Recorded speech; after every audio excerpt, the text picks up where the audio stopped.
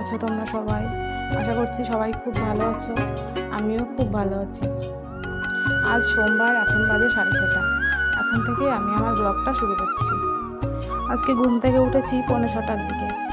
উঠে বড়বাবুর জন্য টিফিন করে দিলাম।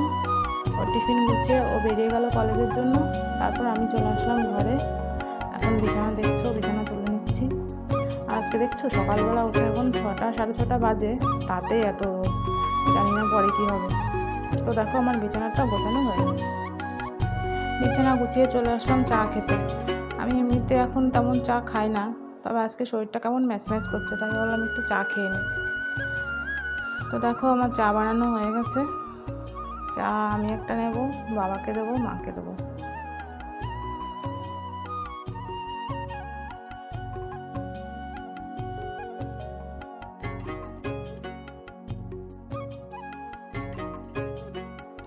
তো এই যে আমি চা নিয়ে শোয়ার করে চলে আসলাম, কারণ আমার ছেলে ঘুমাচ্ছে, এখন ওকে একা রেখে কোথাও যাওয়া যায় না।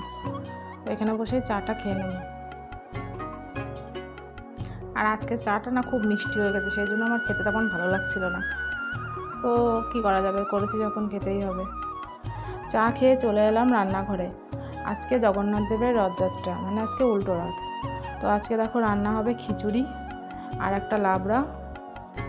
তো তার জন্য আমি দেখো এখানে কুমড়ো, আলু, বরবটি, পুঁই শাক এগুলো সব কেটে নিয়েছি। আর হবে 5 রকম ভাজা।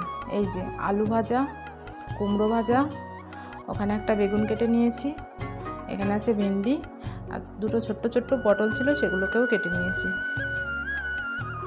আর এই দেখো একটু আগেই ছিল রোদ, আর এক্ষুনি বৃষ্টি হয়ে গেল। আজকে রথ বলে শাশুড়ি মা সকালবেলা উঠে এত কষ্ট করে গোবর দিয়ে উঠোনটা লেপেছিল, সব বৃষ্টিতে ধুয়ে গেল। কষ্টের আর কোনো দাম রইল না। তারপর দেখো আমি চলে এসেছি ছাদে। কিছু জামা কাপড় কাচা হয়েছিল, তো বৃষ্টি আসলেও সেগুলো তুলে নিয়েছিলাম। এখন আবার এসেছি সেগুলো মেলে দিতে। আর আজকে দেখেছো সকালবেলা ছিল মেঘ, আবার হলো বৃষ্টি, আর এখন এত পরিমাণে রোদ বেরিয়েছে, ছাদে থাকাই যাচ্ছে না। তো দেখো আমি গামছা মাথায় দিয়ে নিয়েছি। তো জামা কাপড়গুলো মেলে নিয়ে তারপর যাবো নিচে।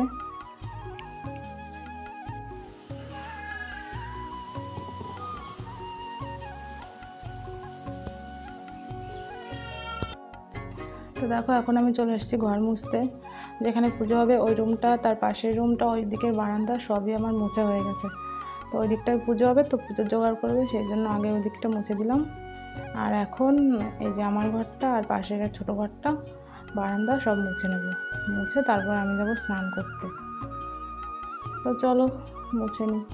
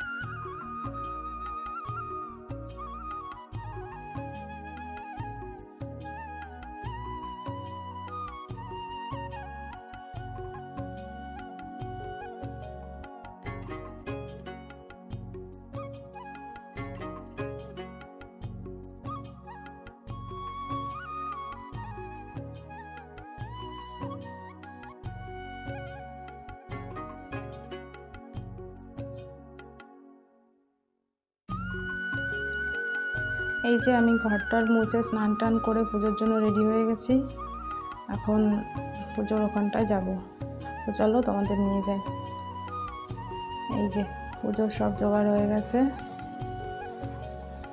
আগে আমাদের আসনের ঠাকুরগুলোকে পুজো দেওয়া হবে, আর তারপরে জগন্নাথ দেবের পুজো। দুটোই একসঙ্গেই হবে, পাশাপাশি পুজোটা হচ্ছে।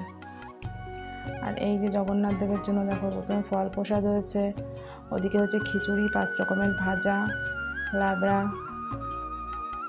তো এই তো দেখতেই পাচ্ছ কী কী আছে।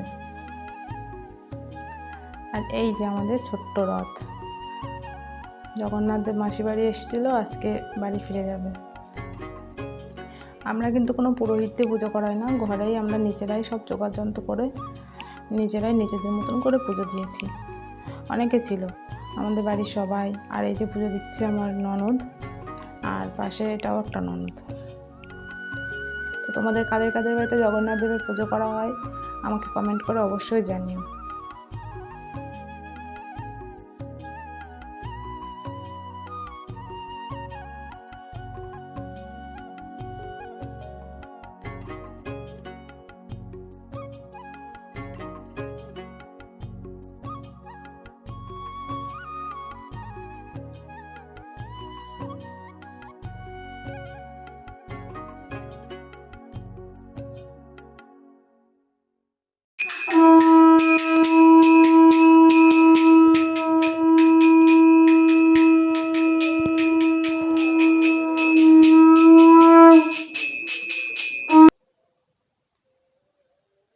পুজো করে খাওয়া দাওয়ার পর একটু ঘুমিয়েছিলাম, ঘুম থেকে উঠে একটু বাইরে ঘোরাঘুরি করলাম, এখন যাব সন্ধ্যা দিতে। তো আজকের মতো ব্লগটা এখানেই শেষ করছি। যদি তোমাদের ভালো লাগে তাহলে অবশ্যই চ্যানেলটাকে সাবস্ক্রাইব করে দিও, আর পাশে থাকা বেল আইকনটা প্রেস করে দিও।